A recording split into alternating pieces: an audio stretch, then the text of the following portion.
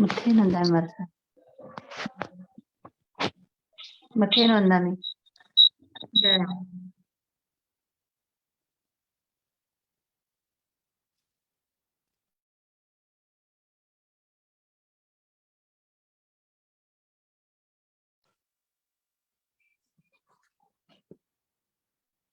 जय जिनेन्द्र। Vardhman education and research institute की तरफ से आप सभी का उत्तरीय अध्ययन सूत्र के सम्यक व पराक्रम 29वें अध्ययन विवेचन प्रोग्राम में बहुत बहुत स्वागत है। आज हमारा 47वां क्लास है।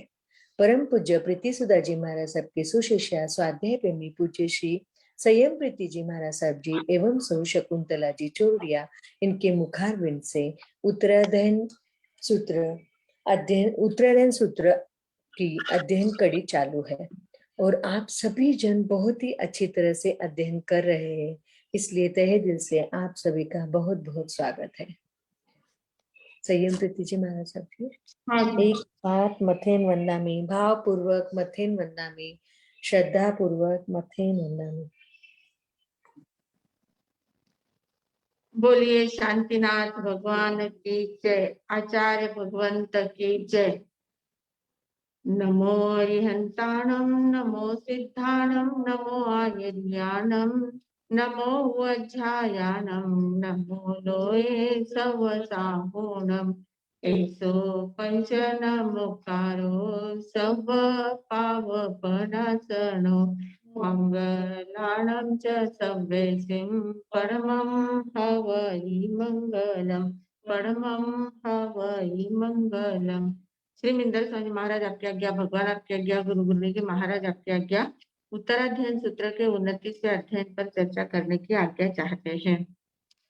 परम आदरणीय, परम वंदनीय, परम पूजनीय 2400 तीर्थंकर भगवान, पंच परमेष्ठी भगवान तथा ज्ञानी, ध्यानी, त्यागी, तपस्वी समस्त ऊर्जा महापुरुषों के चरणों में भावपूर्वक वंदन।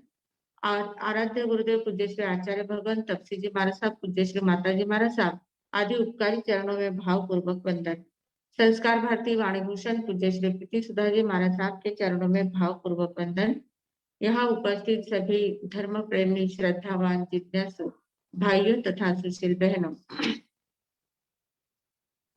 उत्तराध्ययन सूत्र 29वां अध्ययन 29वें अध्ययन के हमने कल 53 और 54 दो सूत्र देखे थे।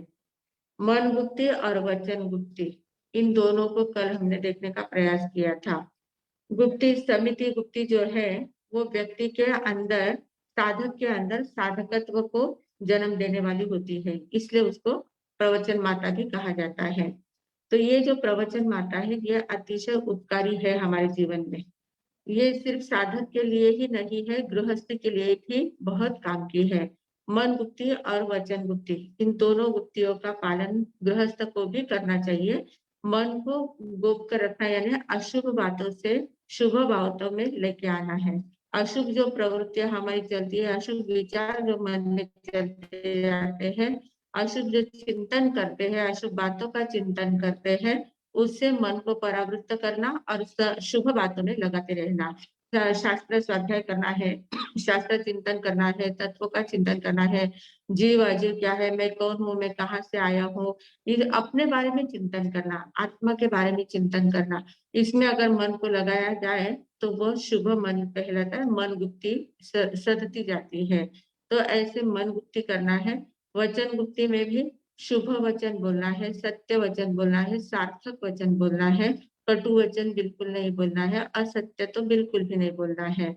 और सत्य बोलते बोलते वाग्वई ब्रह्म, मतलब वाणी का सम्यक उपयोग करते जाते हैं तो हमारे अंतर में, आत्म तत्व में ब्रह्म तत्व प्रकट होने लग जाता है।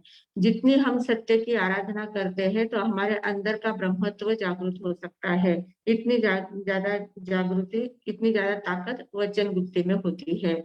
तो इस प्रकार मन गुप्ति और वचन गुप्ति हमने कल देखी थी। आज हम देखेंगे पहले काय गुप्ति। 55वां सूत्र है हमारा, काय गुप्त यायनम भन्ते जीवे किम जनयेत्। हे भगवान, काया गुप्ति करने से जीव को क्या लाभ होता है। मन गुप्ति वचन गुप्ति का विषय हुआ है, अशुभ से हटाकर शुभ प्रवृत्ति में लेके आना है। हमारा गुप्ति का विषय निवृत्ति प्रधान है, अशुभ से निवृत्त होना है। जो भी अशुभ बातें हैं उनसे निवृत्त होना है और शुभ बातों में प्रवृत्त होना है। तो ये जो काया गुप्ति है, काया गुप्ति का अर्थ भी क्या होता है, शरीर का संगोपन करना है। शरीर जो अशुभ प्रवृत्तियों में बहुत ज्यादा आगे बढ़ जाता है, कुछ भी काम करना है, संसार का कोई भी काम करना है तो फटाफट तैयार हो जाता है, किसी भी काम में आगे बढ़कर काम कर लेता है। पर जब शुभ काम करना है, सामयिक लेके बैठना है, प्रतिक्रमण करना है, स्थानक में जाना है, प्रवचन सुनना है, साधु संतों के दर्शन करना है, तो इन बातों के लिए पीछे हटता है, बहुत जल्दी आगे हम आते नहीं है। तो इन बातों में आगे लाने का प्रयास करना है। जो जिन बातों के कारण से मेरा फायदा होने वाला है, जिन बातों के कारण से मुझे लाभ होने वाला है, उन बातों में शरीर को लगाना है। शरीर की ताकत जो है वो उस बातों पे लगाना है, तपस्या करने में लगाना है, जप तप करने में लगाना है। इन बातों में जब हम लगाते हैं तो वो काया गुप्ति सधती जाती है। तो अशुभ प्रवृत्तियों से हटाकर शुभ प्रवृत्तियों में शरीर को लगाना चाहिए। शरीर की क्रिया जो होती है वो शुभ क्रियाएं होनी चाहिए। किसी की सेवा करना है, शुश्रूषा करना है, किसी को हेल्प करना है, कितनी बातें शुभ कार्य बहुत ज्यादा होते हैं। अच्छे अच्छे कामों में हमारे शरीर का उपयोग हमें करना आना चाहिए। और मन वचन जो है, इन दोनों का आधार भी शरीर ही है। मन भी कहाँ है, शरीर में ही रहता है। वचन भी कहाँ है, शरीर से ही बोला जाता है। शरीर है तभी हम वचन का उपयोग कर सकते हैं, तभी हम मन से चिंतन कर सकते हैं। तो दोनों का आधार भी शरीर ही है और इस शरीर के माध्यम से ही हम गुप्ति को सध सकते हैं, गुप्ति की साधना कर सकते हैं। तो ये जो शरीर है, तो ये शरीर दोनों का आधार है, इसलिए इसको धर्म ध्यान में जितना हम लगाते जाएंगे उतना मन भी धर्म ध्यान में लगेगा और वचन भी हमारे धर्म ध्यान के सत्य वचन की ओर हमारा वचन गुप्ति भी सधती जाती है। तो शरीर से ही हमें आत्म तत्व की अभिव्यक्ति होती है। आत्म तत्व को अगर हमें पाना है तो आत्मा कहाँ है, हमारे शरीर में ही है। तो शरीर ये साधन है, हमारी जो अनंत काल से संसार में परिभ्रमण चल रहा है, जो यात्रा चल रही है, उस यात्रा का मुख्य साधन शरीर है। हर जन्म में नया नया शरीर हम लेते जाते हैं, पर शरीर के माध्यम से ही हमारी आत्मा यात्रा करती है। शरीर के बिना वो एक क्षण भर के लिए, एक समय के लिए भी नहीं रह सकती है, क्योंकि एक शरीर को छोड़कर दूसरे शरीर में जाती है तब तक भी उसके पास दो प्रकार के शरीर होते ही है। कार्बन शरीर होता है, तेजस शरीर होता है। मतलब शरीर के साथ ही बंधी हुई हमारी आत्मा है और वो शरीर वाहन है और आत्मा उसमें बैठने वाला सवारी है। आत्मा उसमें बैठने वाली सवारी है। तो वो सवारी उस वाहन को लेके चलती है। और होना क्या चाहिए, सवारी के हाथ में लगाम होनी चाहिए, उसको जैसे चाहिए वैसे वो वाहन का उपयोग कर सकता है। पर यहाँ क्या हो जाता है, वाहन ही हमारा हावी हो जाता है। सवारी जो बैठी हुई जो व्यक्ति है, वो व्यक्ति तो सोई हुई है, अंतर में सुप्त अवस्था में है। तो ये शरीर जहाँ ले जाता है, जैसे चलाता है वैसे चलती रहती है। वो अपना कुछ मालकियत कुछ भी नहीं जगाती है, मालकियत बताती नहीं है, जताती नहीं है। इसलिए ये शरीर अपने मन में जैसा आता है, मन उसको चलाने वाला होता है। चालक मन, ड्राइवर जो है वो मन है, बैठी हुई आत्मा है, जो मालिक है वो आत्मा है, ड्राइवर मन है। और वचन गुप्ति जो है वो निर्देश देने वाली, इधर चलना है, उधर चलना है, ये करना है, वो करना है, वचन काम करता है और शरीर वैसा चलता रहता है। इस प्रकार ये पूरी जो वाहन है, जो पूरी गाड़ी जो है शरीर की, इस गाड़ी को हमें अच्छे मार्ग पर लगाना है, मोक्ष मार्ग पर इसको लगाना है। अगर मोक्ष मार्ग पर इसको नहीं लगाया है तो ये संसार में तो परिभ्रमण अनादिकाल से करती आई है और अनंत काल तक करता ही रहेगा।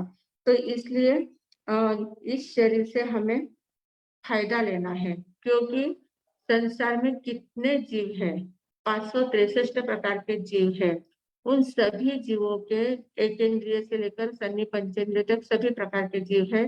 चारों गति में रहने वाले अनेक प्रकार के अलग अलग प्रकार के जीव होते हैं। इन सभी जीवों के पास जो शरीर है, एक इंद्रिय से लेकर असन्नी पंचेंद्रिय तक का जो शरीर है, उन शरीर में तो धर्म आराधना करने की शक्ति होती ही नहीं है। वे लोग संयम की आराधना कर नहीं सकते, धर्म ध्यान कर नहीं सकते, शरीर का उपयोग तो जब संयम में नहीं लगा सकते हैं। पर जो सन्नी पंचेंद्रिय है उनमें भी नारकी के जीव भी धर्म ध्यान नहीं कर सकते हैं, क्योंकि इतना दुख होता है, दुख में ही उनका जीवन पूरा व्यतीत हो जाता है। धर्म ध्यान उनको सूझता ही नहीं है। देवलोक के जो जीव होते हैं वे पुण्यवाणी में इतने ज्यादा आसक्त हो जाते हैं, इतने सुख वस्तु हो जाते हैं कि उनको भी धर्म ध्यान करने की इच्छा भी नहीं होती है, और इच्छा हुई भी तो उनका शरीर धर्म ध्यान करने के लिए साथ नहीं देता है। तिर्यंच जो है वो कर सकते हैं, पर उनमें भी बोलने की क्षमता नहीं है, बोल नहीं पाते हैं, इसलिए वो ठीक है थोड़ी देर के लिए प्रवचन में आके बैठते हैं, सुनते हैं, थोड़ा सा तिर्यंच को भी बहुत समझता है, वो भी थोड़ा बहुत करते हैं, पर ज्यादातर धर्म आराधना वो भी नहीं कर पाते हैं। सिर्फ मनुष्य का शरीर ऐसा है कि जो संयम की पूरी आराधना कर सकता है, जैसी चाहे वैसी संयम की आराधना कर सकते हैं, व्रत नियमों का पालन कर सकता है, तपश्चर्या कर सकता है, जब तब सभी सब कुछ कर सकता है। तो वो सिर्फ मनुष्य के पास ही वो पावर है। इसलिए कहा है कि शरीर माध्यम खलु धर्म साधना। हमारा शरीर जो है वो धर्म ध्यान करने का उत्कृष्ट साधन है। जो हमारा शरीर है, मनुष्य का जो शरीर है, वो धर्म ध्यान करने के लिए उत्कृष्ट साधन के रूप में हमें मिला हुआ है। तो उसका उपयोग कैसे करना है, उसका उपयोग क्या करना है? पूर्व कर्म खयठाय इमं देहम समुद्धरे। भगवान ने कहा है, उत्तराध्ययन सूत्र की ही गाथा है, पूर्व कर्म खयठाय, पूर्व कर्मों का क्षय करने के लिए। पूर्व कर्म अनादिकाल से जो हमारी यात्रा चल रही है, तो यात्रा में हम क्या कर रहे हैं? सिर्फ कचरा इकट्ठा कर रहे हैं, कर्मों का कचरा इकट्ठा करते जा रहे हैं, आत्मा के ऊपर एक के ऊपर एक के ऊपर एक आवरण लाने का काम करते जा रहे हैं। तो ये इतने कर्म हमारे पास इकट्ठे हो गए हैं, उन कर्मों का क्षय करने के लिए पूर्व कर्म क्षय, पूर्व कर्मों का क्षय करने के लिए इमम देहम समुद्धरे, यह शरीर हमने धारण किया हुआ है, इस शरीर को धारण करना है। पूर्व कर्मों का क्षय करने के लिए इस शरीर को धारण करना है। तो अब काया गुप्ति अगर हमें करनी है तो काया गुप्ति किस प्रकार की जाती है? ठीक है, सेवा शुश्रूषा करनी है, धर्म ध्यान करना है, सामयिक प्रतिक्रमण करना है, इससे क्या काया गुप्ति सध जाएगी क्या? नहीं। काया गुप्ति का सबसे पहला सूत्र जो होता है, काया गुप्ति अगर हमें साधनी है तो सबसे पहले हमारी काया में स्थिरता आना बहुत जरूरी है। काया में जितनी स्थिरता रहेगी उतनी काया गुप्ति सधती जाएगी। काया में स्थिरता कैसे लानी चाहिए? बहुत से लोगों को आदत होती है, बैठते हैं ना, शांत बैठ ही नहीं पाते हैं, स्थिर बैठ ही नहीं पाते हैं, या तो चक्कर लगाते रहेंगे, इधर से उधर बिना काम के चक्कर लगाएंगे, कोई काम नहीं होता है, पर उधर जाएंगे उधर से वापिस इधर आएंगे, इधर से इधर जाएंगे उधर से वापिस आएंगे, चक्कर लगाते रहते, कुछ काम नहीं रहता है, कुछ समझ में नहीं आता है, और दिमाग में कुछ अलग विषय चालू रहता है और उसमें सिर्फ चक्कर लगाने का काम करते हैं। तो घूमते रहते हैं, इधर से उधर घूमते रहते हैं। बहुत लोगों को आदत होती है, बैठे हैं कुर्सी पर बैठे हैं तो पैर हिलाते रहेंगे, इतना पैर हिलाते हैं, जितनी काया की चंचलता होती है ना, वो मन की चंचलता का प्रतीक होता है। मन आपका कितना चंचल है उसका वो निशानी वो होती है कि आपकी काया इतनी ज्यादा अस्थिर होती है। बहुत लोगों को हाथ हिलाने की आदत है, ऐसे ऐसे बार बार बिना काम के बोट हिलाते रहेंगे, अंगुलियां हिलाते रहेंगे, पैर हिलाते रहेंगे, आगे पीछे करते रहेंगे, पढ़ते हैं तो इतना घूमते आगे पीछे करते रहेंगे। इस प्रकार की अस्थिरता बहुत ज्यादा होती है। जितनी शरीर में अस्थिरता है उतनी मन में भी अस्थिरता है, ऐसा ध्यान में आता है। मन अस्थिर रहा तो शरीर भी अस्थिर हो जाता है। इसलिए शरीर की स्थिरता हमें लाना बहुत जरूरी है। सबसे पहला सूत्र है कि शरीर की स्थिरता लाना है। मतलब प्रथम स्वरूप है, काया गुप्ति का प्रथम स्वरूप है शरीर की स्थिरता। और शरीर की स्थिरता जब हमें ऐसा प्रयोग करना है कि जहां भी हम बैठते हैं, जैसे क्लास में भी बैठे हैं, तो क्लास में बैठे तो इतना शांत बैठना है, स्थिर बैठना है थोड़ा बहुत कुछ लिखना है तो लिख लो, पर बाकी एकदम शांत चित्त से सुनना है, एकाग्रता से सुनना है। जो बोला जाता है उसको सुनते हैं, एकाग्रता से जब हम सुनते हैं तो हमारे बराबर अंदर वो उतरती जाती है बात। हमारे मन में कुछ विचार दूसरा आ जाता है, इधर मुंह में कुछ अलग शब्द रहते हैं, कुछ बड़बड़ाते रहते हैं, और कान में जो शब्द जाते हैं फिर वो शब्द काम नहीं कर पाते हैं, क्योंकि मन वहां पर लगा नहीं रहता है। तो मन वचन काया की जितनी एकाग्रता रहेगी उतना जल्दी हमें ग्रास्पिंग पावर हमारी बढ़ती जाती है, उतना हमें बहुत जल्दी ध्यान में आता है। बहुत लोग कहते हैं कि हमें कुछ ध्यान में ही नहीं रहता है। ध्यान में क्यों नहीं रहता है? क्योंकि जो बातें ध्यान में रखनी है, जो बातें कही जाती है, उस समय आपका मन दूसरा काम करता है, वचन दूसरी ओर काम करता है, काया दूसरी ओर काम करती है, और आप सिर्फ सुनने का शब्द आपके कान में टकराते जाते हैं, अंदर जाते हैं, पर वो शब्द फिर असरलेस हो जाते हैं, कुछ भी नहीं कर पाते हैं। तो इसलिए हमें ध्यान नहीं रहता है। प्रवचन भी सुनते हैं, प्रवचन में भी जाते बहुत से लोग, सुना पर क्या सुना कुछ ध्यान में नहीं रहा, दिमाग में दूसरे विचार थे तो क्या बोला गया ध्यान में नहीं आता है। मन इतना चंचल होता है, वो कभी स्थिर रहता ही नहीं है।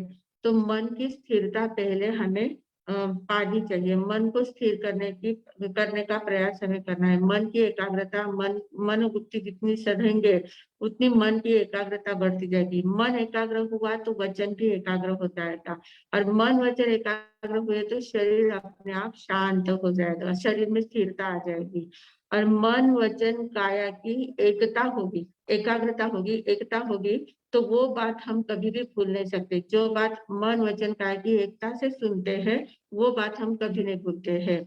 अगर आपको किसी ने कुछ बोला है, किसी ने डांटा है या किसी ने कुछ गाली वगैरह दी है, तो उस समय आप क्या करते हैं, उस बात को आप कभी नहीं भूल पाते हैं।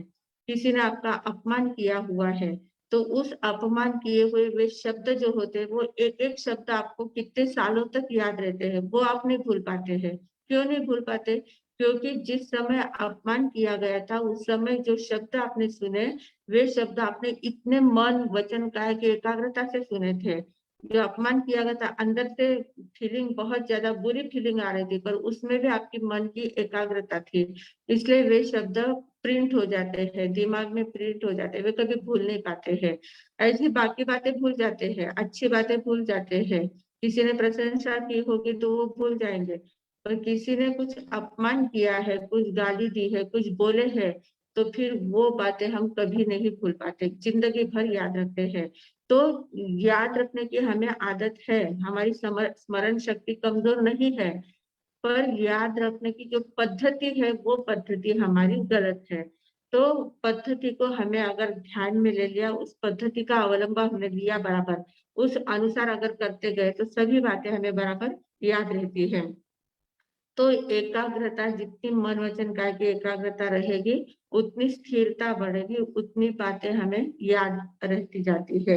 और फिर जितनी स्थिरता बढ़ेगी, मतलब वो कायोत्सर्ग मुद्रा जो हम कहते हैं, जो कायोत्सर्ग की बात आती है हमारे यहाँ, तो कायोत्सर्ग में क्या होता है, काया की पूरी एकाग्रता होती है, काया में इतनी सी भी अस्थिरता नहीं होती है, पूर्ण शरीर एकदम काष्ठवत हमारा हो जाता है। ऐसी एकाग्रता जब आ जाती है तो कायोत्सर्ग की मुद्रा जो है वो काया की स्थिरता का, काया गुप्ति का प्रतीक है।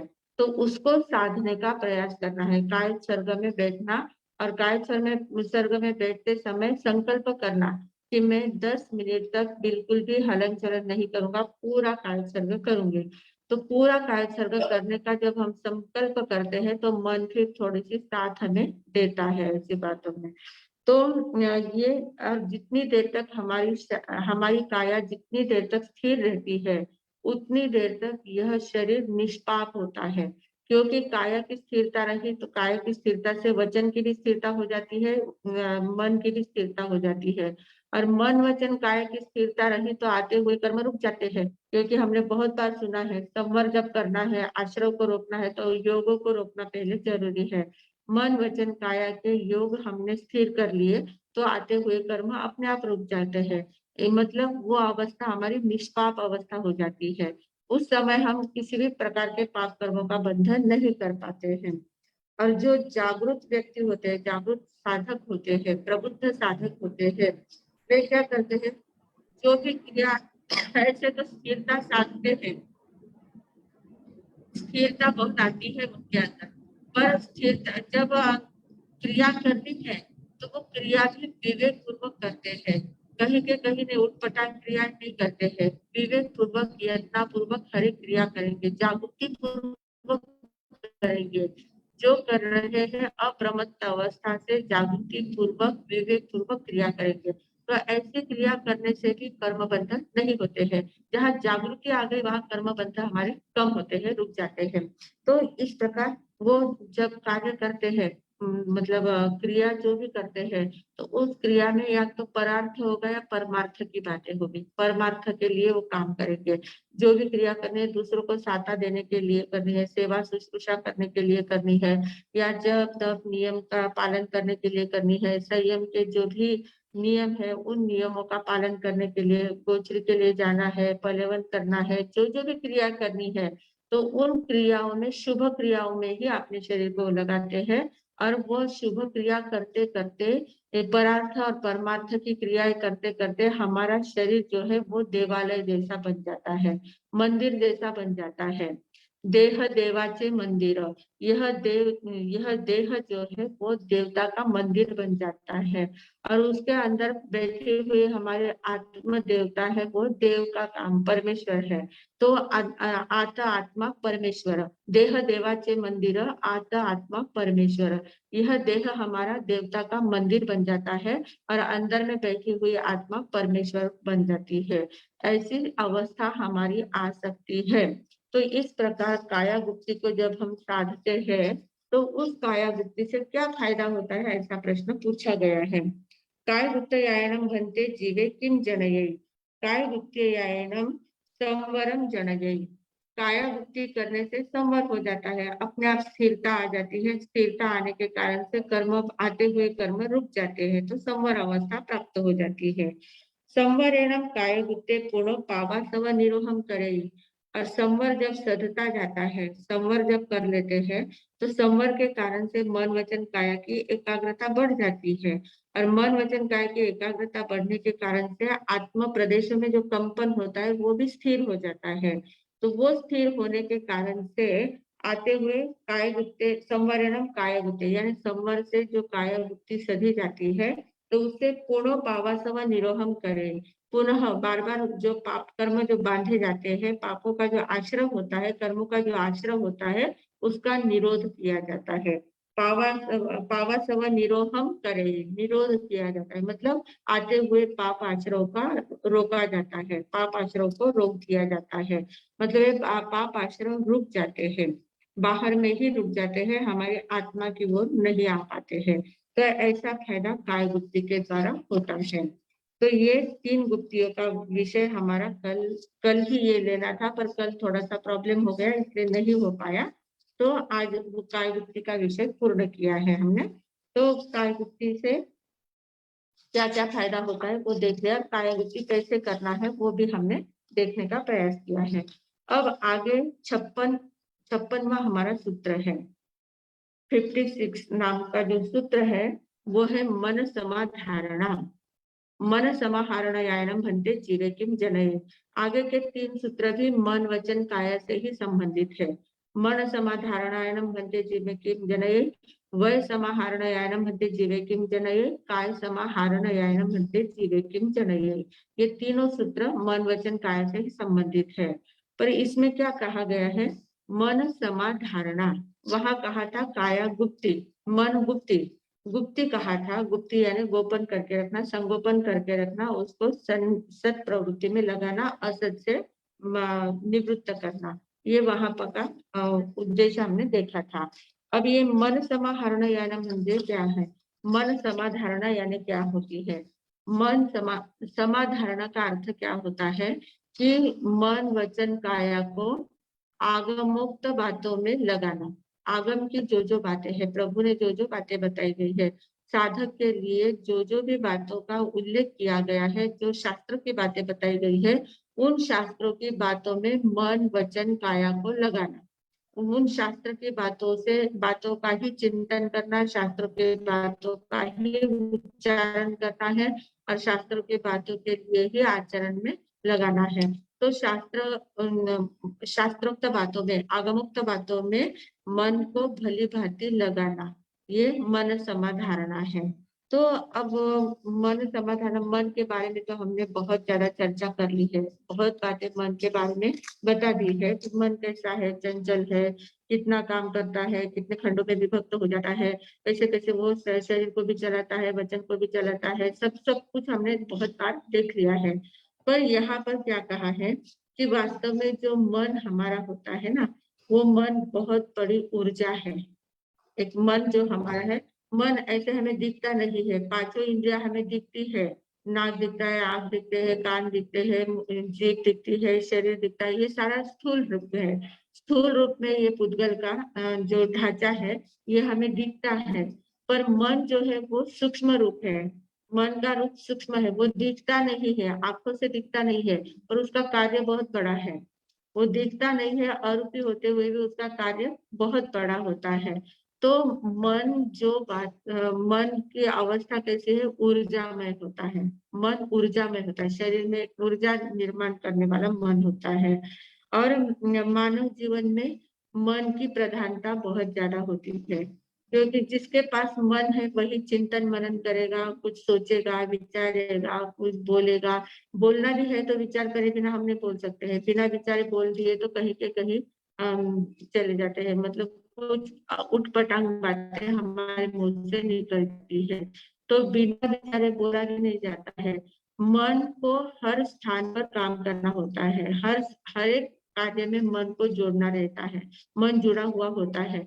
इसलिए हमारे शरीर में, मानव का जो शरीर है, उसमें सबसे ज्यादा प्रधान मन की प्रधानता होती है, सबसे प्रधान तत्व मन ही है। तो मन में जिस प्रकार के विचार आएंगे वैसा ही हमारा आचरण होता है, वैसा ही हमारा व्यवहार होता है।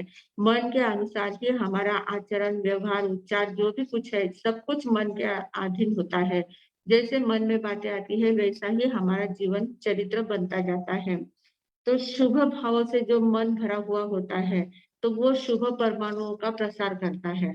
अगर हमारे मन में शुभ भाव है, शुद्ध भाव है, अच्छे भाव है, सबके बारे में शुभ कल्पना, सबका भला हो, सब पूर्ण संपूर्ण जगत में शांति का वातावरण निर्माण हो, सब अपने अपने आनंद में रहे, कोई भी दुखी ना रहे, इस प्रकार जब मन में भावना उत्पन्न होती है, तो इस भावना के कारण से क्या होता है, मन मन जब शुभ भाव में लगा रहता है, तो मन के द्वारा शुभ परमाणु प्रसारित होते जाते हैं, शुभ परमाणु प्रसारित होते हैं। और शुभ परमाणु प्रसारित होते मतलब क्या, हमारा हर एक व्यक्ति का अपना एक आभा मंडल होता है। हर एक व्यक्ति का, जो व्यक्ति हो या वस्तु हो, हर एक का अपना अपना आभा मंडल होता है, क्योंकि हर एक वस्तु में से, व्यक्ति में से ऊर्जा बाहर निकलती रहती है, और वो जो ऊर्जा होती है वो एक आभा मंडल के रूप में हमारे चारों ओर प्रसारित होती है। तो जो शुभ विचार करते रहते हैं, जो शुद्ध विचार करते रहते हैं, उनका आभा मंडल भी शुद्ध होता है, शुभ होता है।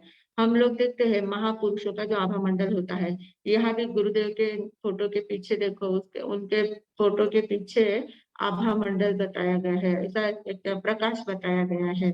तो जो महापुरुष होते हैं, उन महापुरुषों के पीछे ऐसा प्रकाश होता है, एक प्रकार की ऐसी ऊर्जा का वलय तैयार हो जाता है, और वो वलय इतना ज्यादा प्रभावशाली होता है कि उस वलय का प्रभाव सामने वाले व्यक्ति के ऊपर बहुत ज्यादा पड़ता जाता है।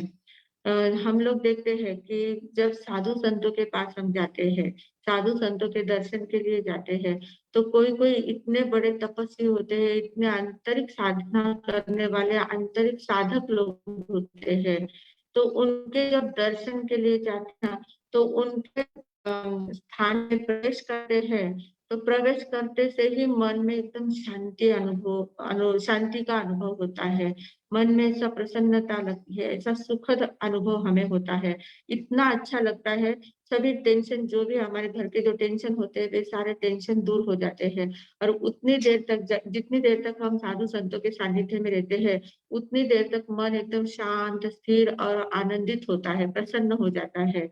ये क्यों होता है? वो कुछ कहते भी नहीं है, बोलते भी नहीं है, सिर्फ उनके दर्शन करते हैं। मंदिर में भी हम जाते हैं, मंदिर का भी वातावरण पवित्र होता है, तो वहां जैसे ही प्रवेश करते हैं तो एकदम शांति का अनुभव होता है, मन शांत हो जाता है, प्रसन्न हो जाता है। तो ऐसे स्थानों में आभा मंडल जो तैयार होता है, वो आभा मंडल हमें बहुत ज्यादा शक्तिशाली होता है और वो सामने वाले व्यक्ति को भी शांति प्रदान करने का काम करता है।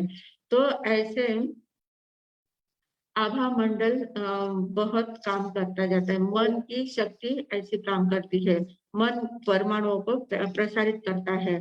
अब शुभ मन में शुभ बातें होगी तो शुभ परमाणु प्रसारित होते हैं, और वही अगर अशुभ बातें रही, मन अशुभ बातों में ही लगा रहा, उदास ही रहा, कुछ क्लेश में ही रहा, द्वेष में ही रहा, दूसरों के बातें में ईर्ष्या में ही रहा, हिंसक वृत्ति में ही रहा, असत्य बातों में ही रहा, ऐसे जो जो भी अशुभ बातें हैं, उन अशुभ बातों का ही चिंतन अगर मन में चलता रहा, तो हमारा जो आभा मंडल है, आभा मंडल तो बनता ही है, आभा मंडल बनता ही है, तो वो आभा मंडल अशुभ बनता है, और वो अशुभ आभा मंडल से अशुभ परमाणु प्रसारित होते जाते हैं। और वो अशुभ परमाणु जो होते हैं, तो उनके पास जो दूसरा कोई अच्छा व्यक्ति भी आया, शांत चित्त वाला व्यक्ति भी वहां आ जाता है उनके वलय के पास, तो वो भी अशांत हो जाता है, उसके मन में भी एकदम चलता बढ़ जाती है, अशांति आ जाती है, चिड़चिड़ापन आ जाता है, सामने वाले व्यक्ति के मन में तुरंत असर हो जाता है। ये आभा मंडल उनके उनके आभा मंडल को एकदम धक्का देता है, उनके आभा मंडल को बिगाड़ देता है। तो ये अदृश्य जगत का बहुत बड़ा कार्य चलता रहता है, आभा मंडल बहुत काम करता है। और ये आभा मंडल, इसे आभा मंडल को ही हम लोग लेशा भी कहते हैं। ये लेशा का वर्णन हमारे 34वें अध्ययन में आने वाला है, 34वें अध्ययन में लेशा का पूरा वर्णन आने वाला है।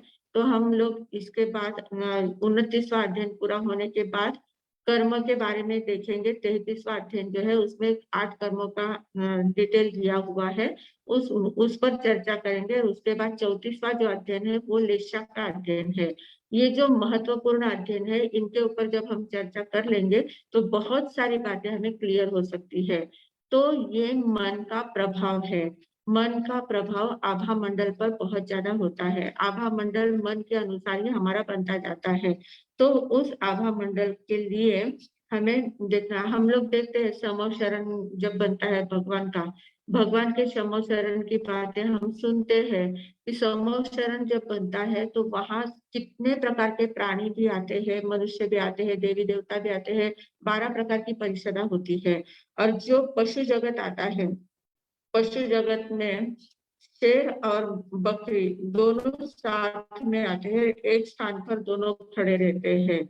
पर वो भगवान का आभा मंडल तो इतना बड़ा विस्तृत होता है, इतना विस्तार पूर्ण होता है, और इतना प्रेममय और अहिंसामय बना हुआ होता है वो आभा मंडल उनके, क्योंकि उनके मन में सभी भाव, जो उनके जो भी परमाणु निकलते थे शुभ ही परमाणु निकलते जाते हैं। तो पूरा वलय उनका ऐसा तैयार हो जाता है कि वहां शेर और बकरी सामने खड़ी है, गाय या बकरी सामने खड़ी है, तो शेर के मन में ऐसा भाव नहीं जागृत होता है कि ये मेरा खाद्य सामने है, मैं इसको खा सकता हूँ, मेरा मतलब आहार मेरे सामने खड़ा है, ऐसा उसके मन में भाव नहीं जागता है। और बकरी के मन में या गाय के मन में भी ऐसी भाव नहीं जागता है कि ये मेरे सामने काल मेरा खड़ा है, ये मुझे कभी भी खा सकता है, ऐसे भाव उसके मन में भी नहीं जाते। दोनों एकदम निर्भयता से वहां खड़े रहकर भगवान की वाणी को ग्रहण करते हैं। ऐसा समो शरण का वातावरण जब देखते हैं तो उसमें भी ये प्रभाव होता है, तो ये आभा मंडल का पूरा प्रभाव होता है। तो ये आभा मंडल हमारे मन से तैयार होता है। मन जितना शुभ रहेगा, जितना शुद्ध बातों में, जितना शुद्ध चिंतन रहेगा, उतना आभा मंडल हमारा निर्मल और शुद्ध बनता जाता है, और शुभ आभा मंडल बनता जाता है, जिसके कारण से सभी के मन में शुभ भाव उत्पन्न हो सकते हैं। पर हमारा मन जो होता है ना, वो विषय लोभी होता है, क्योंकि मन पुद्गल तत्व है, और पुद्गल तत्व जो है वो पुद्गल तत्व पुद्गल को ही ग्रहण करने का प्रयास करता है। अपने अपने भाई बंद होते हैं ना, भाई बंद की होती है। तो पुद्गल जो है वो पुद्गल को ही ग्रहण करना चाहेगा। पुद्गल कभी चेतन को ग्रहण नहीं करेगा, चेतन के साथ रहना उसको पसंद नहीं आएगा। चेतन का लाभ ले सकता है, वो चेतन का फायदा उठाएगा, पर काम अपना ही करेगा वो। पुद्गल को ही ग्रहण करता है। तो मन भी एक पुद्गल तत्व ही है, जड़ तत्व है, पुद्गल तत्व है। तो वो क्या करता है, कर्मों को इकट्ठा करने के लिए ही ज्यादा उत्सुक रहता है। जहां पर भी विषय वासना की बातें रहती है, जो संसार बढ़ाने वाली बातें रहती है, संसार में कोई आकर्षण रहता है, तो वहां मन बहुत जल्दी आकर्षित हो जाता है, बहुत जल्दी वहां चला जाता है। फिर भले ही स्थानक में बैठा है, प्रवचन सुन रहा है, पर प्रवचन सुनते सुनते एक आध शब्द ऐसा कुछ निकला है महाराज साहब के मुख से, तो तुरंत उसका चिंतन उधर का चालू हो जाता है। कुछ भी उसको याद आता जाता है, कहीं भी चिंतन करता है। और जहाँ ऐसी बातें जहाँ होती है, जैसे पिक्चर होते हैं, मूवीज होते हैं, या कोई नाटक तमाशा चलता है, बाहर की दुनिया की कोई भी बातें, शादी है, विवाह है, कोई भी बातें हैं, तो उसमें जाने के लिए बहुत जल्दी उत्सुक रहता है मन।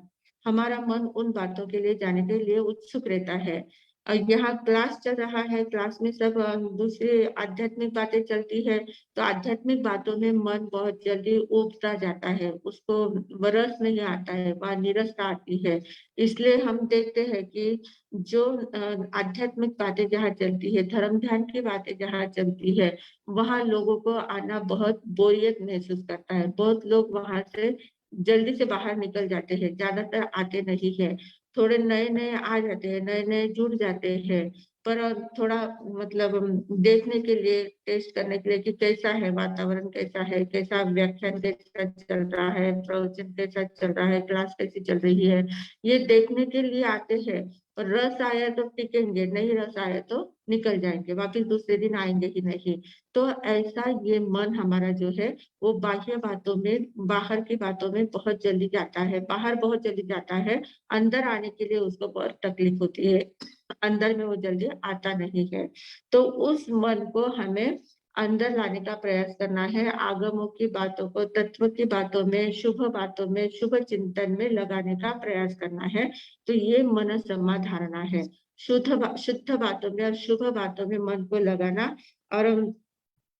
और मन जब आगमक्त बातों में लग जाता है, शुभ बातों का रस एक बार आने लग जाता है, तो रस, इसमें जब रस आता है तो वो मन में परा समाधि की अवस्था भी प्राप्त हो सकती है। परा समाधि यानी उत्कृष्ट प्रकार की समाधि होती है। फिर वो बाहर जाना पसंद नहीं करता है, फिर बाहर की बातें उसको अच्छी नहीं लगती है। एक बार इसका आस्वाद मिल जाता है, आत्म गुणों का आस्वाद मिल जाता है, अंतर के आनंद का आस्वाद जब मन को मिल जाता है, तो फिर उसको बाहर की बातें अच्छी नहीं लगती है। फिर बाहर में चक्रवर्ती का पद भी उसको अपेक्षित नहीं रहेगा, धन दौलत किसी प्रकार की अपेक्षा नहीं रहेगी। बाहर में मतलब देवलोक स्वर्ग की भी अपेक्षा वो नहीं करेगा। वो कहेगा कि नहीं, मुझे आत्म तत्व में ही लीन रहना है, आत्मा आध्यात्मिक गुणों को ही प्रकट करना है, आत्मिक गुणों को प्रकट करके उसी आत्मानुभूति के, सुखानुभूति में ही मुझे रमन करना है। इस प्रकार वो सुखानुभूति का आस्वाद भी लेने के लिए तैयार होता है। पर कब तैयार होता है? जब मन गुप्ती से उसको गोपित किया जाए, शुभ प्रवृत्ति में लगाया जाता है। और शुभ प्रवृत्ति में लगाने के बाद जब उसमें रस आने लग जाता है, तो फिर वो परा समाधि को प्राप्त कर सकता है। और परा समाधि को प्राप्त किए करने के बाद उसकी भोगों की लालसा, चक्रवर्ती पद, देवलोक, ये सभी लालसाएं उसकी तिरोहित हो जाती है। मन में फिर ये बातें कभी आते ही नहीं है। इन बातों में जब मन एकाग्र हो जाता है, आध्यात्मिक बातों में जब मन एकाग्र हो जाता है, तो फिर आत्मिक सुख का अंदर में जन्म होता है, फिर आत्मिक सुख की अनुभूति होने लग जाती है। आध्यात्मिक सुख क्या होता है उसकी अनुभूति उसमें आ जाती है। और फिर जब शुभ अध्यवसाय में जब रमन करने लग जाता है, शुभ भाव में रमन करता है, तो ऐसा जो साधक बन जाता है, वो आधिया, व्याधिया, उपाधिया सभी से वो मुक्त हो जाता है। किसी प्रकार की आधि, व्याधि, उपाधि उसको तकलीफ नहीं।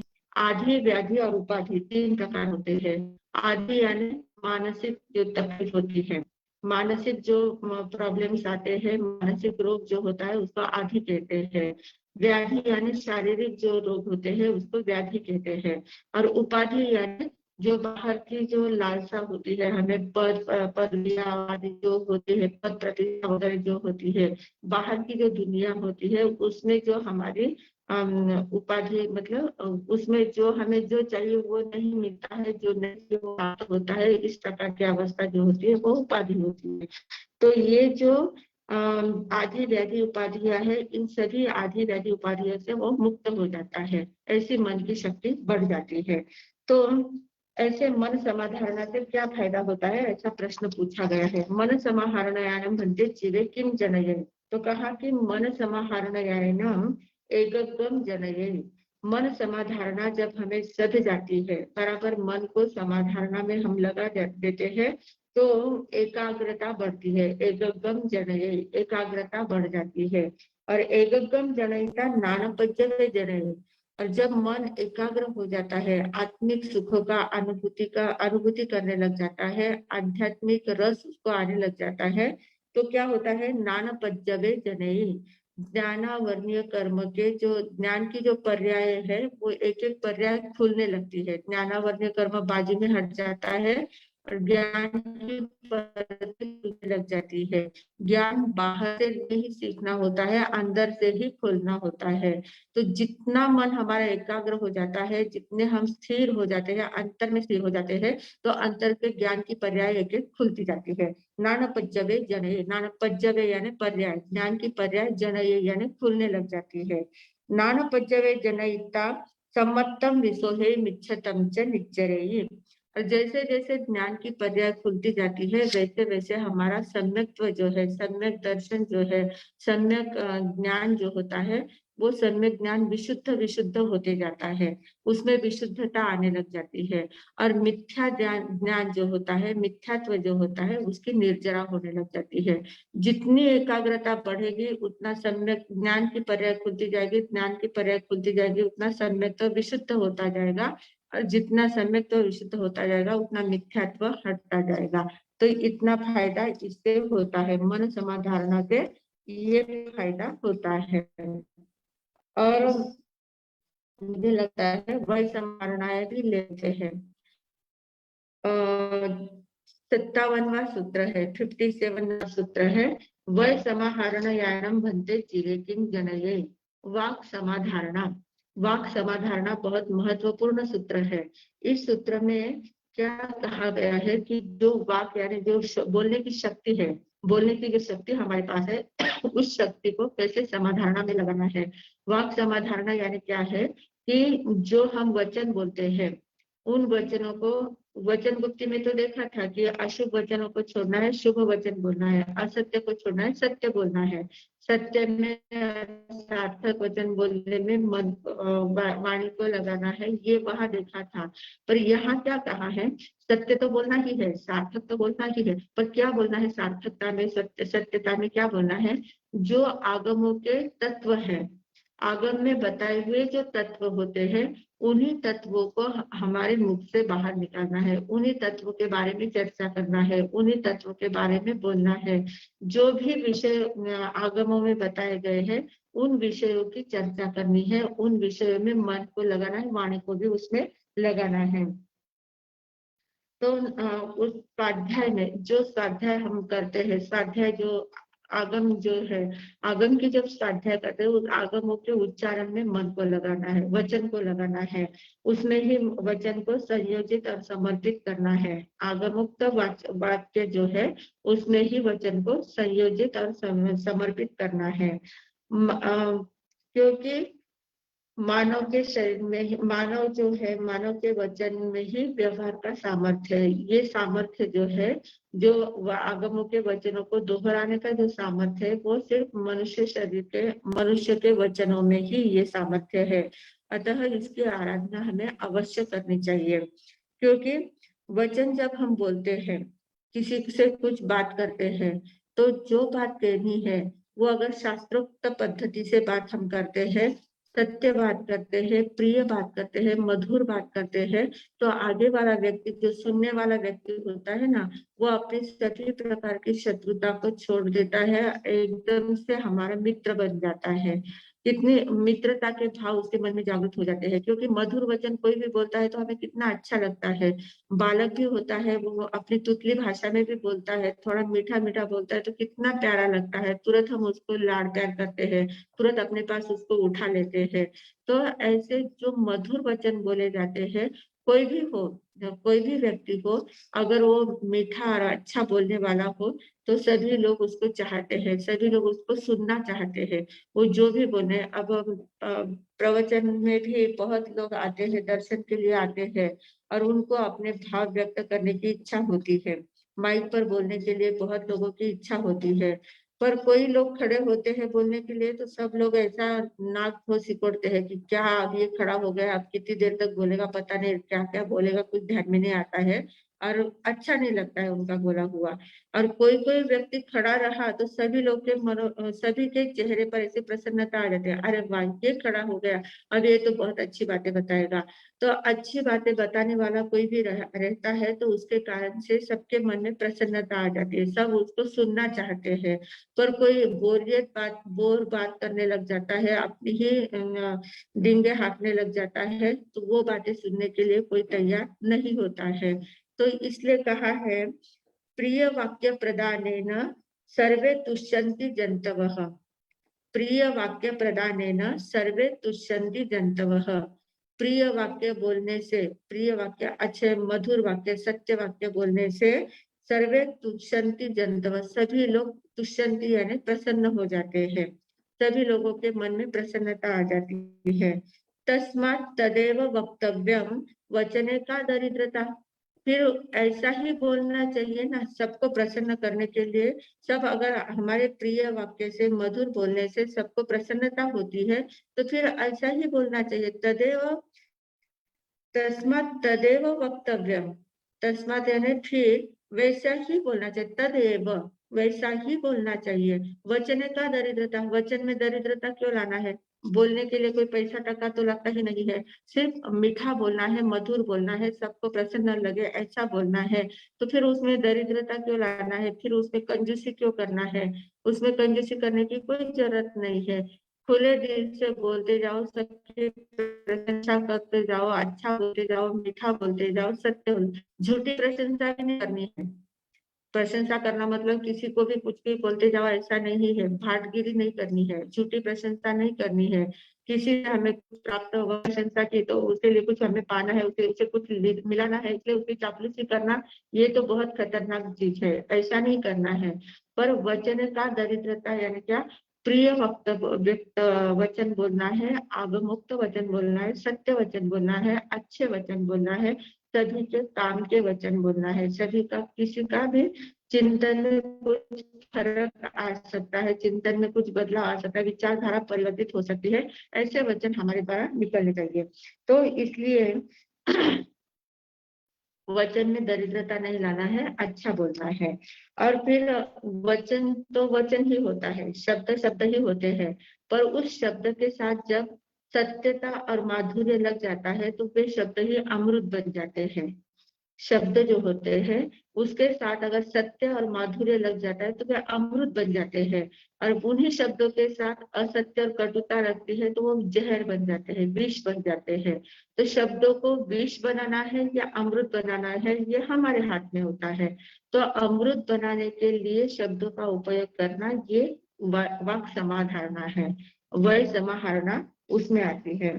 और इसमें विशेषता ये है, वाक समाधारणा अगर हमें बढ़ानी है तो वाक समाधारणा बढ़ाने के लिए हमें पर्यटना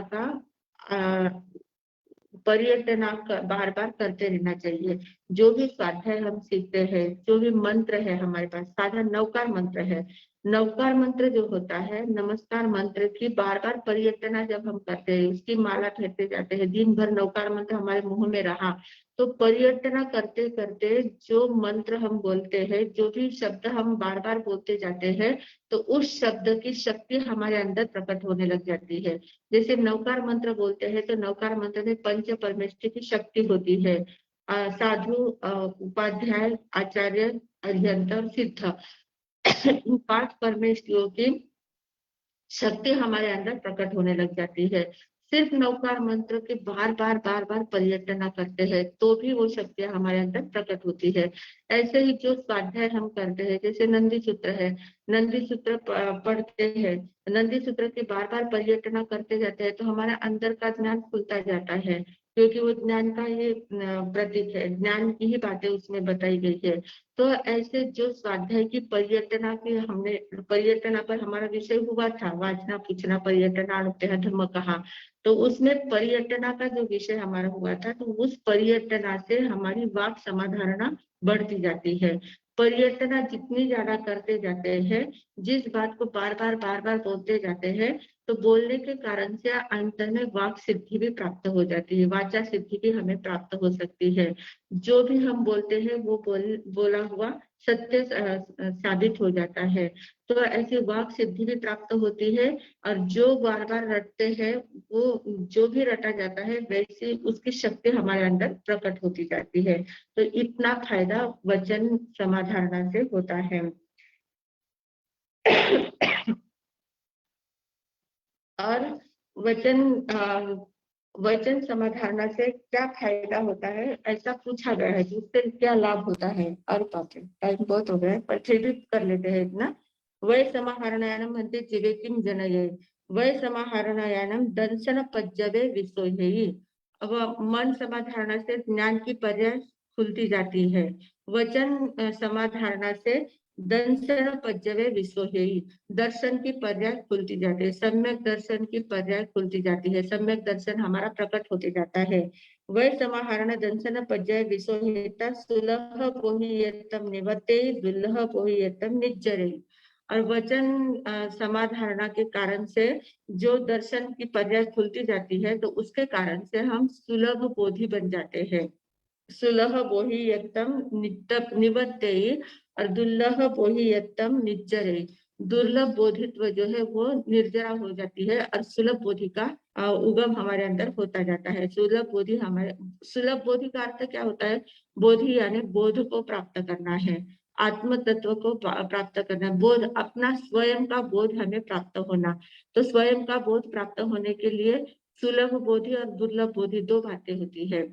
कुछ बातें ऐसी होती है कि फटाक से ध्यान में आ जाती है। जब हम सत्य के पक्ष में होते हैं, पूरी एकाग्रता से सुनते हैं कुछ बातें, तो वो जो भी बोला जाता है वो फटाक से हमारे ध्यान में आ जाता है, और ध्यान में आता है तो हम जल्दी से बोध प्राप्त हो जाता है उससे। तो उसको सुलभ बोधि कहते हैं, सुलभ बोधि कहते हैं। और कुछ बातें ऐसी होती है, हम जो भी बोलते हैं, बोला जो जाता है, संत साधु संत जो भी बोलते हैं, तो जो सुनने वाले होते हैं वे उसमें तर्क कुतर्क करने लग जाते हैं कि ये ऐसा होता है क्या, फिर इसमें ऐसा होता है क्या, फिर ऐसा क्यों है, वैसा क्यों है।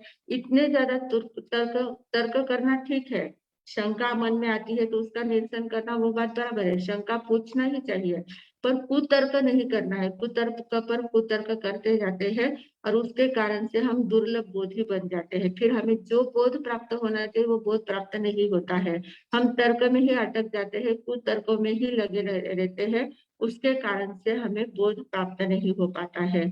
तो वाक समाधारणा करने से सुलभ बोधि बहुत ज्यादा सुलभ हो जाती है, बोधि तत्व हमें बहुत जल्दी प्राप्त हो सकता है। तो सभी के जीवन में ये बोधि तत्व प्राप्त हो, इन्हीं सद्भावनाओं के साथ अब मैं विराम लेती हूँ। ओम शांति।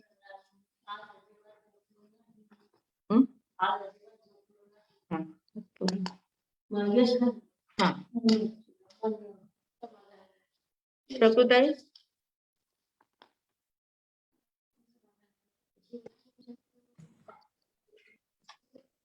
मथे नंदा मेरे साथ सम्यक पराक्रम के माध्यम से हम जो जो विवरण सुन रहे हैं और जो विचार कर रहे हैं, अभी एक 9 बातें ऐसी है कि भाव सत्य, करण सत्य, योग सत्य, मनोगुप्ति, वचन गुप्ति, काय गुप्ति, मन समाधारणता, वचन समाधारणता और काय समाधारणता। इन 9 साधनों के गोपन से ही हमें सम्यक दर्शन की प्राप्ति होती है। पर इस 9 में जीवन के रंगमंच पर जीवन के मुख्य कलाकार 3 हैं कि मन, वचन, काया। और इन तीनों के कारण ही संसार सागर में कई बार हम डुबकियां लगा रहे हैं, अपितु अभी भी लगा ही रहे हैं। इन तीनों के व्यापार से ही मन चंचल बन गया है, बना हुआ है। अभी विचार की समृद्धि, वाणी की समृद्धि, शरीर की समृद्धि इस मनुष्य जन्म में मिली हुई पुण्य की धरोहर है। पर इसका उपयोग सही दिशा में करने की कला हमें आई नहीं। इंद्रिया स्थूल रूप में पुद्गल का ढांचा है, वह दिखती है, पर मन सूक्ष्म होने के कारण दिखता नहीं। और यह न दिखने वाले मन ने इतनी करामत की है, उसकी करामत अनूठी है। और वो क्या क्या लीला करवाता है। देखो, शरीर वाहन है, आत्मा सवारी है और मन ड्राइवर है। इस ड्राइवर ने सारा अपने हाथ में ले लिया है। उसने शुभ और अशुभ का ऐसा अभामंडल बना दिया कि वो एक पुद्गल तत्व है और विषय लोलुप्य है। कर्मों को इकट्ठा करना और संसार बढ़ाने का काम करने में ही उसने अपने मालक को यानी आत्मा को लगा दिया है। अभी इसके कारण अशुभ विचार, अशुभ कृति और अशुभ वाणी के प्रभाव में आकर इतनी चंचलता बढ़ गई कि हम कहीं भी स्थिर नहीं हो पा रहे हैं। और वास्तविकता क्या है इसको जान नहीं पा रहे थे। लेकिन हमारे पुण्य का ऐसा पुण्योदय हुआ कि सद्गुरु की वाणी हमें सुनने मिली। देशनालब्धि जो हम बोलते हैं कि सद्गुरु की वाणी सुनने से हमारे जीवन में किस तरह से परिवर्तन आता है, इस सम्यक तो पराक्रम के अभ्यास के माध्यम से हम देख रहे हैं। आज हमारे गुरु ने हमें इतना मन, वचन, काया के बारे में इतना सुंदर विश्लेषण दिया है कि यह सुनते सुनते हमारे मन, वचन, काया गोपन करने का प्रयास शुरू हो गया। और जब हमारा मन, वचन, काया की गुप्ती हम साध लेंगे, जब हमारी एकाग्रता बढ़ जाएगी, तभी हमारी ग्रास्पिंग पावर बढ़ेगी। और मुझे लगता है कि हम सभी विद्यार्थियों की इतना सुनने के बाद कई दिनों से, अर्चना ने कल बताया था कि 9 महीने से हम सुन रहे हैं, तो इतना लंबा समय हमें मिला है और प्रतिदिन कुछ ना कुछ नया नया सीख रहे हैं।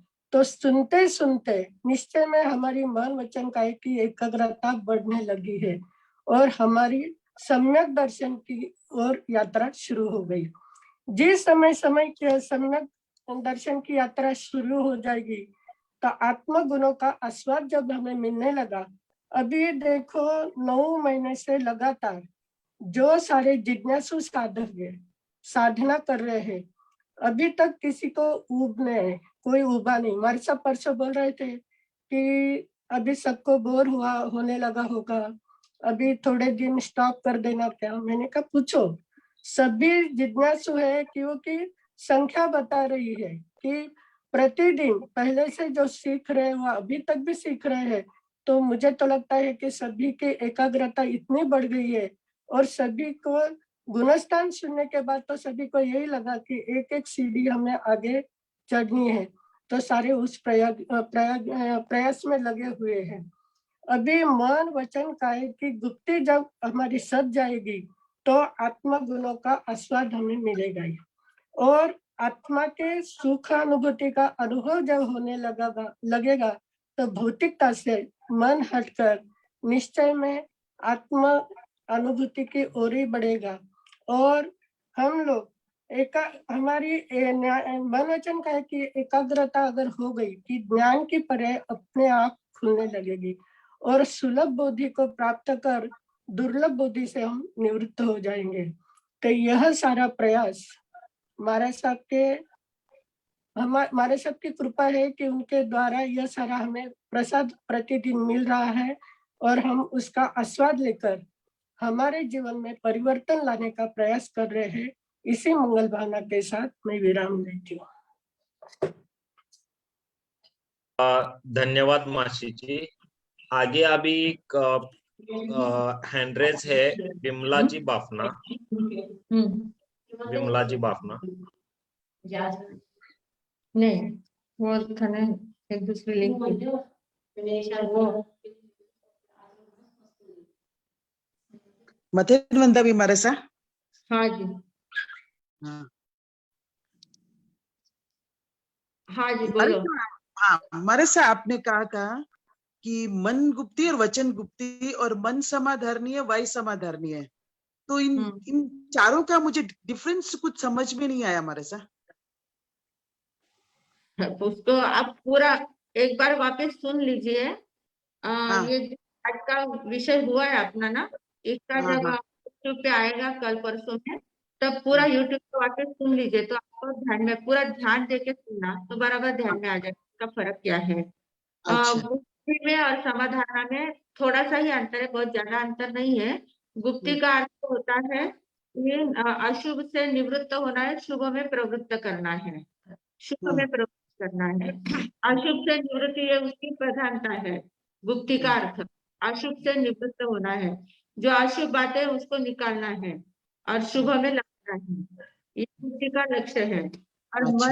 मन समाधारणा जो है, मन समाधारणा में जो मन हमारा है वो आगम की जो बातें हैं, सत्य बातें हैं, की बातें, उसमें मन को लगाना है। इसमें थोड़ा सा ध्यान में लो, उसमें से सिर्फ अशुभ से शुभ में लाना है, पर शुभ से यहाँ में ले जाना है, शुद्ध बातों की ओर मन को लग जाना है, वो समाधान का है। हाँ, अभी समझ में आया हमारे साहब। हमारा साहब आपको जन्मदिन की बहुत बहुत शुभकामनाएं हमारे साहब। आज आपका जन्मदिन है ना हमारे साहब, मैं तीर्थंकर परमात्मा से प्रार्थना करूंगी आपका आप हमें इसलिए पढ़ाते रहे हमारे साहब। जन्मदिन नहीं है, कल हमारे सबका दीक्षा दिन है। अच्छा अच्छा, ओके। अभी किसी का मैसेज आया हैप्पी बर्थडे, इसीलिए मैंने बोला है। नहीं नहीं, बर्थडे नहीं है, बर्थडे हो अच्छा, चुका अच्छा। है, दीक्षा दिन है। हाँ हाँ, अच्छा अच्छा। मिच्छामि दुग्धम ऐसा। और कल है 29 दिसंबर, क्योंकि पार्श्वनाथ भगवान का जन्म कल्याण की कल है। और 12 का दीक्षा दिन लकीली उसी दिन आया है, 29 दिसंबर कल। अच्छा अच्छा, ओके। हाँ हाँ, और ठीक है। 38 साल इस संयम यात्रा के पूरे हुए हैं उनके 39 में उन्होंने प्रवेश किया है, करेंगे कल। मथेन वंदा भी हमारे साथ। हाँ जी, थैंक यू विमला जी। आगे सुहाग जी कोठारी, संक्षिप्त में पूछिए, समय हो गया है हमारा प्रश्न। और एक बार क्लिक कीजिए। जी बोलिए जी। मथेन वन्ना में मार साहब, आपको दीक्षा दिन की बधाई हो। और कल का एकासना, आज का भी है, कल का एकासने के 55 दो। अच्छा, जिनको भी एकासना करना है सब हाथ जोड़ ले। ओम शांति शांति शांति। उगय सूर्य एकासनारा एकटा सुप्रा दिवसना तिन्या रातना चौहेरा पचखान अनथना भोगेनम सहसा गारणम सव समाही वत्तिया गारणम ओसिरे ओसिरे ओसिरे। सुख सत्ता भाजी, आपकी दीक्षा ऐसी चमकती रहे और हमें आपका बहुत बहुत अनुभव प्राप्त हो। वाणी का, वचन का आपका अनुभव हमें प्राप्त हो। धन्यवाद। आप कहाँ से बोल रहे हैं? एक मिनट। हाँ, अभी ये अनम्यूट कीजिए, आवाज ये हुआ था, एक अनम्यूट कीजिए। हाँ बोलिए। आपने फिर से ये कर दिया उसको।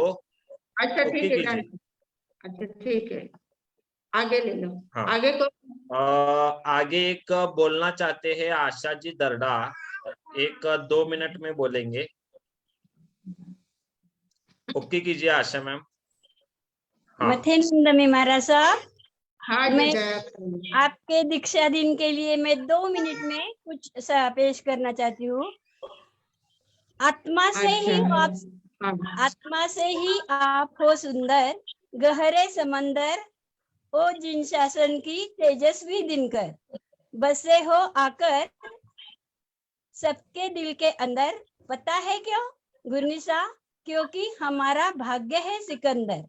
आप अमृत, आपकी स्मृति समृद्ध, ओ सरल समृद्ध, हो रहा हर कोई संकृत, मेरा दिल भी हो गया अलंकृत, पता है क्यों? क्योंकि गुरनिसा हमारा भाग्य ही है चमत्कृत।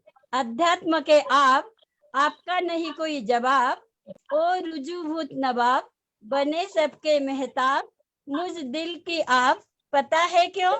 क्योंकि गुरनिसा हमारा भाग्य ही है लाजवाब। आपके दर्शन पावन, लगते हो मन भावन, ओ जिन शासन की तुलसी वृंदावन, पाने कृपा का आसन, सबके दिल में जमाया आसन, पता है क्यों गुरनिसा? क्योंकि हमारा भाग्य ही है एवन। गुरनिसा आपका साया बना रहे, गुरनिसा आपको पाया बना रहे आपका साया, हमने आपके गुणों को गाया, हर जीवन सरसाया, सबका दिल है हर्षाया, पता है क्यों? क्योंकि आपका दीक्षा दिन है आया, आपका दीक्षा दिन है। वाह, ज्यादा इतने आतिशयोक्ति नहीं करना, इतना कुछ नहीं है। नहीं हो मानसा, भावना, मन में आए हुए भाव अपने आप बराबर। हाँ जी, मथे नंदा। महाराज साहब ने मना किया था तो कहने के लिए कि ये नहीं करना, लेकिन लकीली कल पार्श्वनाथ भगवान का जन्म कल्याणकारा है और महाराज साहब का भी दीक्षा दिन आ रहा है, तो इसलिए कहा था कि गुरु अगर हमें सिखा रहे हैं तो सभी ने एकास्ने की भेंट देने का प्रयास करना, इसलिए ये प्रयास था कि दूसरा तो हम कुछ नहीं कर सकते, लेकिन तपस्या की छोटी सी तपस्या की भेंट सभी ने देने का प्रयास करना है, जिसको भी होगा पॉसिबल उसी ने कल, दोनों इतने महत्वपूर्ण दिन है तो सभी ने एकास्ना करने का प्रयास करना है।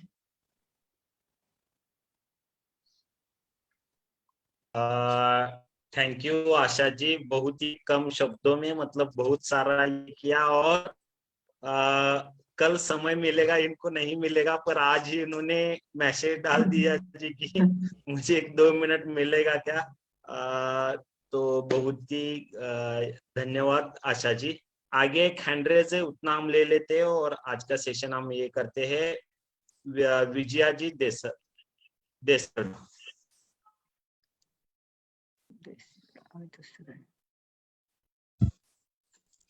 मथेनंदा मेमर साहब, हाँ जी, आपको दीक्षा दिन की हार्दिक हार्दिक बधाइयाँ। आपके लिए दो लाइन गाती हूँ। नूरानी चेहरा पंचमहाव्रत सैया सहरा, वाणी में आपके जादू भरा है, गुरुवर्या गुरुवर्या गुरुवर्या गुरुवर्या। बहुत बहुत शुभकामना मार साहब आपको। वाह वाह, धन्यवाद। धन्यवाद विजया जी। मंगल पाठ मारा सब। हाँ जी। ओम शांति शांति शांति। गुरुदेव के आज्ञा से चित्तारी मंगलम, अरिहंता मंगलम, सिद्धा मंगलम, साहु मंगलम, केवली पंडित धम्म मंगलम।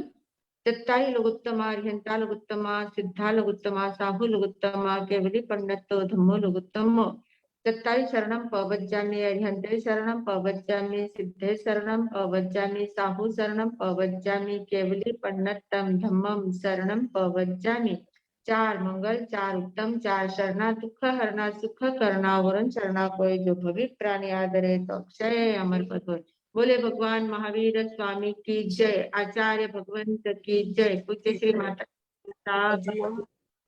वाणी भूषण संस्कार भारती पूज्य श्री प्रीति सुधा जी महाराज साहब की जय, सब साधु संतन की जय, आनंद की जय। सम्यक दर्शन का मार्ग दिखाने वाले, सम्यक दर्शन की कला सिखाने वाले परम पूज्य संयम प्रीति जी महाराज साहब जी को बहुत बहुत धन्यवाद, आभार आभार, आभार। Vardhman education and research institute की तरफ से कल पार्श्वनाथ भगवान का जन्म कल्याणक दिन है और हमारे संयम प्रीति जी महाराज साहब जी का भी दीक्षा दिन है। तो पार्श्वनाथ भगवान के ऊपर आपको निबंध लिख के व्हाट्सएप पे भेजना है। ये प्रतियोगिता हमने वर्धमान एजुकेशन एंड इंस्टीट्यूट के अंडर रखी हुई है। प्रथम स्थान वालों को 1100 रुपए, द्वितीय स्थान वाले को 900, तृतीय स्थान वाले को 700 और उत्तेजनार्थ 3 निकालेंगे, उसमें 500 500 500 की राशि दी जाएगी। तो आप ज्यादा से ज्यादा लोगों तक ये मैसेज भेजिए, क्योंकि हमें अच्छे से अच्छे निबंध आएंगे, तब हमें पता चलेगा कि भगवान पार्श्वनाथ को कितने लोग जानते हैं। आज भगवान पार्श्वनाथ को हम जानते हैं, पर हम शब्दों में उनको उतारना हमें आता है क्या? जब हम शब्दों में उतारेंगे तो ये व्हाट्सएप मैसेज हमारे ज्यादा से ज्यादा वायरल होंगे और भगवान पार्श्वनाथ को ज्यादा से ज्यादा अजैन लोग भी जान पाएंगे और बहुत सारे अपने विश्व में सभी जगह ये मैसेज जाएंगे, तो ज्यादा से ज्यादा पार्श्वनाथ भगवान को जानेंगे। इसलिए इस हेतु हमने ये कंपटीशन ली हुई है। तो आप आपके सभी ग्रुप में प्लीज ये मैसेज स्प्रेड करना और इसका लाभ लेना, और कल ज्यादा से ज्यादा लोग अटेंड करना। हमारे प्रिय परम पूज्य संयम प्रीति जी महाराज साहब जी का दीक्षा दिन है, तो उनको बहुत आनंद होगा कि आप एकासना या कोई भी एक छोटा व्रत करेंगे और उनका रात को हम उनका लेक्चर सुनेंगे तो बहुत बहुत अच्छा लगेगा। यही मनोकामना करके विराम लेती हूँ। बहुत बहुत धन्यवाद।